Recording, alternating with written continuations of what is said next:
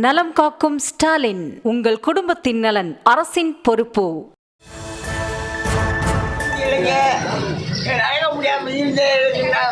வீட்டில் போட்டாங்க. ரொம்ப ஒரு நன்றியா.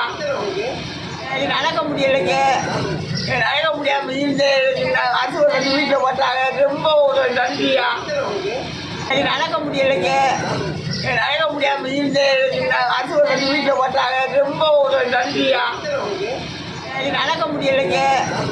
நடக்க முடியாமல் அரசு வீட்டில் போட்டாங்க. ரொம்ப ஒரு நன்றியா. நடக்க முடியலைங்க. நடக்க முடியாமல்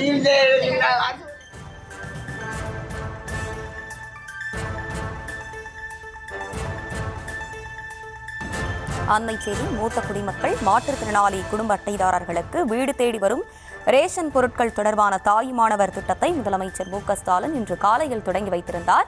இந்த நிலையில் தேனி மாவட்டம் போடிநாயக்கனூரில் வீடு தேடி வந்து ஊழியர்கள் ரேஷன் பொருட்களை வழங்கிய போது மூதாட்டி கண்ணீர் விட்டு பேசி அந்த காட்சிகளை பார்த்தோம். கூடுதல் விவரங்களோடு இணைகிறார் எமது செய்தியாளர் விஜய்சங்கர். விஜய்சங்கர், விரிவான விவரங்கள்.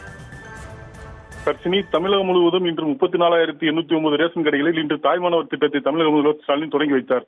70 வயதிற்கு மேற்பட்ட முதியவர்கள் மற்றும் மாற்றுத்திறனாளிகளுக்கு நேரடியாக அவர்களது இல்லம் சென்று ரேஷன்கள் வழங்கும் இந்த திட்டத்தை தமிழக முதல்வர் ஸ்டாலின் தொடங்கி வைத்தவுடன் போடிநாயக்கனூரில் உள்ள அனைத்து ரேஷன் கடைகள் மூலம் அப்பகுதியில் உள்ள முதியவர்கள் மற்றும் மாற்றுத்திறனாளிகள் பெயர்கள் பட்டியலிடப்பட்டு அவர்களது வீட்டிற்கு நேரடியாக சென்று பொருட்கள் விநியோகம் செய்யப்பட்டது.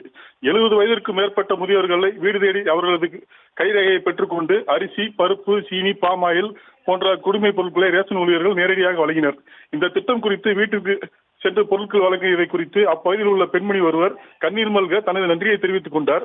அதே நேரத்தில் திட்டம் சிறப்பான திட்டம் என்றாலும் இன்னும் ஒளிபெருக்கி மூலம் போதிய விளம்பரம் இல்லாமல் பொருட்கள் விநியோகம் செய்வது பிற மக்களுக்கு தெரியவில்லை என்று சிலர் தனது ஆதங்கத்தையும் அப்பகுதியில் தெரிவித்தனர்.